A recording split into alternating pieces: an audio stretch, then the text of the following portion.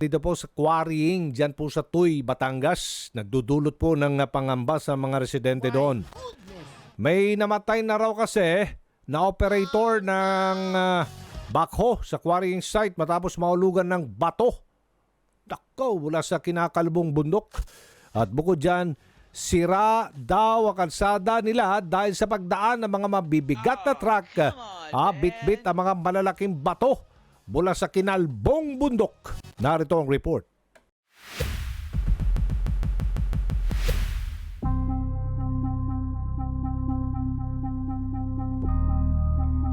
Ito ang maliit at tahimik na bayan ng Tuy sa probinsya ng Batangas. Simple ang pamumuhay ng mga residente pero ramdam ang pag-unlad ng bayan. Pero ang kanilang payak na pamumuhay napabalot ngayon ng kaba dahil umano sa patuloy na quarrying o pagkakalbo ng bahagi ng bundok sa kanilang lugar.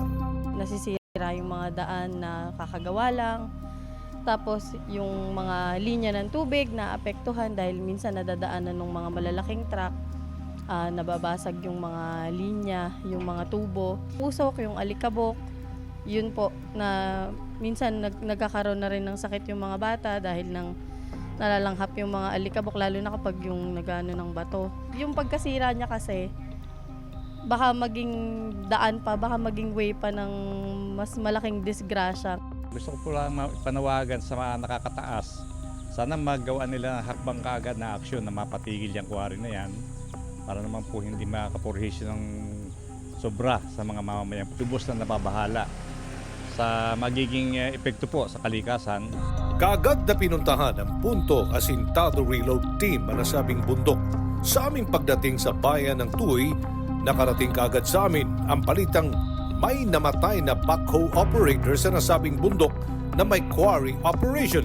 12:30 po ng tanghali, naganap po itong pagbagsak po ng isang boulder po o yung malaking bato galing po sa taas na kung saan ito ay na-hit yung victim na nagngangalang Bebon Escondicalizo.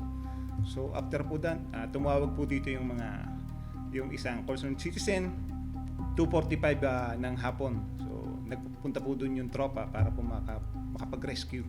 Yung katawan niya parang lasog-lasog na kasi sobrang laki ng bato na bumagsak sa kanya galing sa taas. Ayon sa pamunuan ng munisipyo ng Tuy, HTAR Construction and Supply Corporation ang kumpanyang nagko-quarry operation sa bundok.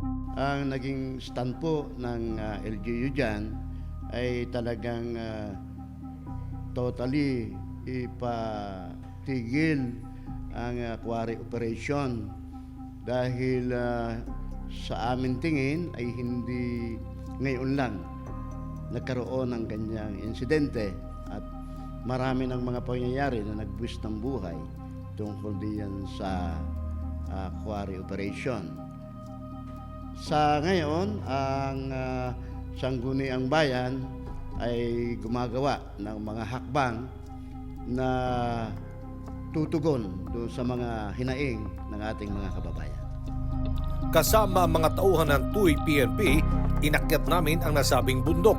Sakop ng barangay Tuong ng bayan ng Tuy ang nasabing bundok. Sa biyahe pa lamang papuntang bundok, tanaw na ang nag-iisang bundok na may malaking uka.